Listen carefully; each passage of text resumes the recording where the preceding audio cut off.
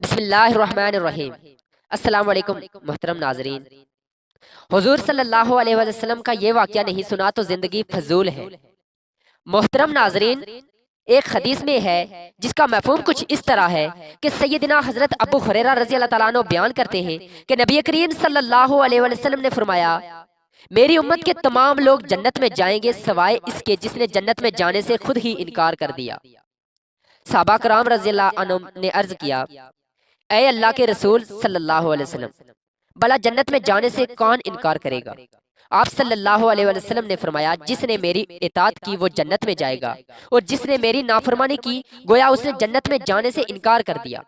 ایک مرتبہ رسول اللہ صلی اللہ علیہ وسلم ایک سفر سے واپس آ رہے تھے۔ ایک جگہ آپ نے پڑاؤ ڈالا۔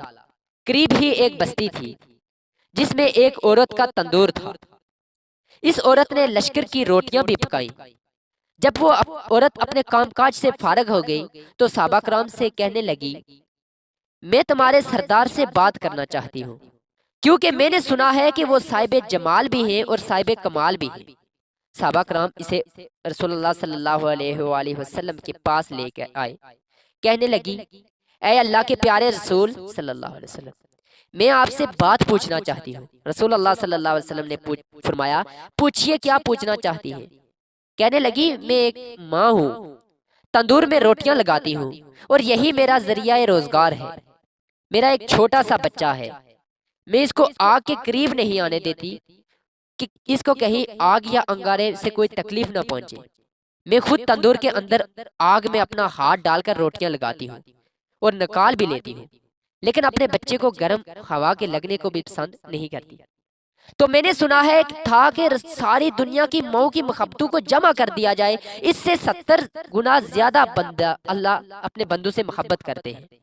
تو اللہ پاک بندے کو جہنم میں جانا کیسے پسند فرمائیں گے؟ حدیث پاک میں آتا ہے کہ جس کا مفہوم کچھ اس طرح ہے کہ نبی کریم صلی اللہ علیہ وسلم نے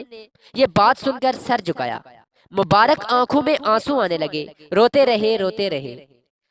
کہ حتیٰ کہ حضرت جبرائیل علیہ السلام اللہ کا پیغام لے کر آئے، میرے محبوب اس عورت کو بتا دیں اللہ نے ان پر ظلم نہیں کیا، انہوں نے اپنی جانوں پر خود ظلم کیا۔ اللہ تعالیٰ تو چاہتا ہے کہ میرا بندہ مجھ سے جو مانگے میں اس کو عطا کرنے کے لیے تیار ہوں، لیکن یہ بات ہے کہ یہ توبہ نہیں کرتے، توبہ کی طرف آتے ہی نہیں، بلکہ رب کی ماننے کے بجائے شیطان کی مانتے پھرتے ہیں اور توبہ کو ضائع کرتے ہیں، بھول جاتے ہیں انہوں نے اپنے پاؤں پر خود کلاڑی ماری، کیونکہ اللہ تو چاہتے ہیں کہ یہ جہنم اور اس کی آگ سے بچ جائیں، یہ تو اپنے عمل کی وجہ سے ہی جہنم میں جائیں گے۔ ناظرین، اگر انسان سے گناہ ہو جائے تو اس کو چاہیے کہ وہ اس گناہ سے توبہ کرے، کیونکہ جب کوئی انسان گناہ کرتا ہے تو اس کے دل میں ایک سیاہ نقطہ لگا دیا جاتا ہے، جب وہ توبہ استغفار کرتا ہے پھر اس کا دل صاف کر دیا جاتا ہے۔ مگر کوئی شخص توبہ نہ کرے بلکہ مستقل گناہ کرتا رہے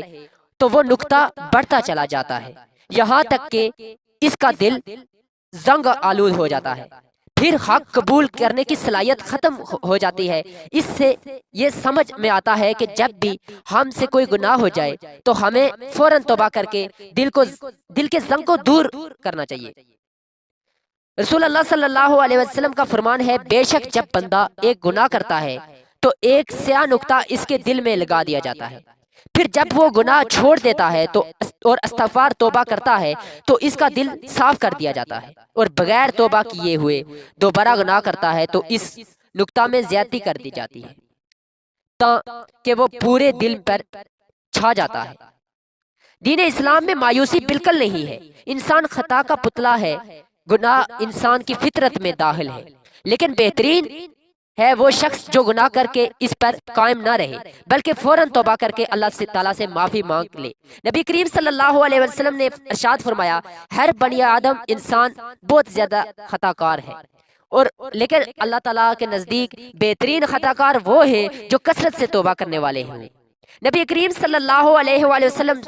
نے فرمایا، گناہ صدقے دل سے توبہ کرنے والا اس شخص کی طرح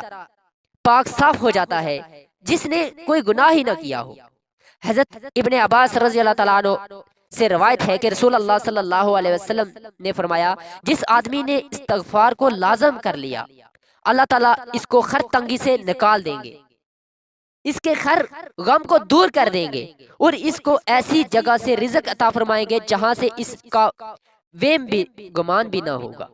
حضرت ابو ذر رضی اللہ تعالیٰ عنہ روایت کرتے ہیں کہ رسول اللہ صلی اللہ علیہ وسلم نے ارشاد فرمایا، اللہ تعالیٰ ارشاد فرماتے ہیں میرے بندے بے شک جب تک